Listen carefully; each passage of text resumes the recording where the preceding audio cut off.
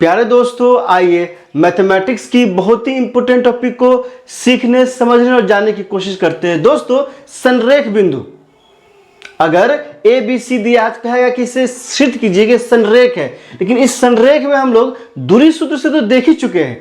आज क्या देखेंगे दोस्तों, त्रिभुज के क्षेत्रफल से हम कैसे साबित कर सकते हैं कि ए बी सी क्या है, संरेख है। किसके क्षेत्रफल से? त्रिभुज के क्षेत्रफल से।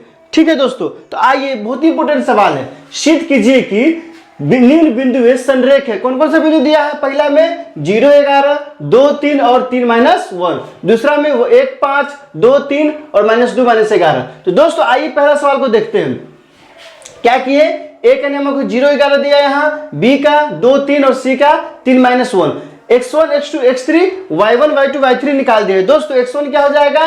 a का x नियामक 0 है तो 0 हो जाएगा। y1 क्या हो जाएगा? a का y नियामक 11 है तो क्या हो जाएगा? 11 हो जाएगा। दोस्तों x2 क्या हो जाएगा? b का x नियामक 2 है तो 2 हो जाएगा। y2 क्या हो जाएगा? तो b का y नियामक 3 है तो क्या हो जाएगा दोस्तों? 3 हो जाएगा। x3 क्या हो जाएगा? तो c का x नियामक क्या है? 3 है तो 3 हो जाएगा। y3 क्या हो जाएगा दोस्तों? c का y नियामक -1 है तो -1 हो जाएगा। अब क्या है दोस्तों, त्रिभुज का क्षेत्रफल लगा दिए। त्रिभुज का क्षेत्रफल क्या होता है दोस्तों? एक होता है 2 into x1 into y2 - y3 plus x2 into y3 - y1 plus x3 into y1 - y2। अब दोस्तों क्या किए हैं? x1, x2, x3, y1, y2, y3 सब का मान क्या किए हैं? इस फॉर्मूला में डाल दिए हैं। तो डालने के बाद क्या है दोस्तों? 1/2 है तो 1/2। x1 का मान कितना है दोस्तों? तो x1 का मान 0 है तो यहाँ 0 लिख दिए है, फिर ब्रैकेट लगा दिए। y2 का मान कितना है दोस्तों? 3।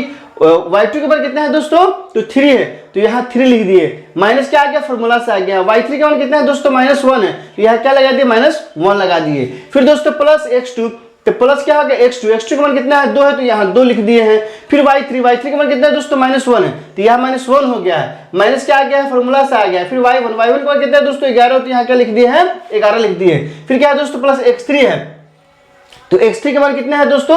3 है तो यहाँ +3 लिख दिए है। y1 का मान कितना है दोस्तों? 11 है तो यहाँ क्या लिख दिए? 11 लिख दिए। माइनस क्या आ गया? फॉर्मूला से आ गया। y2 का मान कितना है दोस्तों? तो y2 का मान है 3 है तो यहाँ क्या आ गया? 3 आ गया। अब दोस्तों क्या कि इसको हल किए, जब हल करेंगे 1/2 है तो 1/2 हो गया। दोस्तों 0 में इस पूरे में गुना करेंगे तो हम लोग जानते हैं ना कि 0 में किसी भी चीज से, 0 में किसी भी संख्या से गुना कीजिए, सबको क्या कर देता है? अंडा बना देता है, 0 बना देता है। इसलिए यहाँ क्या हो गया दोस्तों? जब 0 से इस सब में गुना होगा तो क्या बन गया? ये 0 बन गया। फिर +2 है तो +2 हो गया। -11 -1 जुड़ गया, क्या जो -12 हो गया है दोस्तों। और देखिए फिर 3 का 3 हो गया और 11 में से जब दोस्तों 3 घटेगा कितना आ जाएगा? 8। और चूंकि ब्रैकेट से तो गुना हो गया इसलिए 3 गुना यहाँ क्या हो गया दोस्तों? 8 हो गया। फिर इसको आगे बढ़ाया है, 1/2 है तो 1/2। और 0 में आप जानते हैं ना, 0 क्या है? योज्य तत्समक है।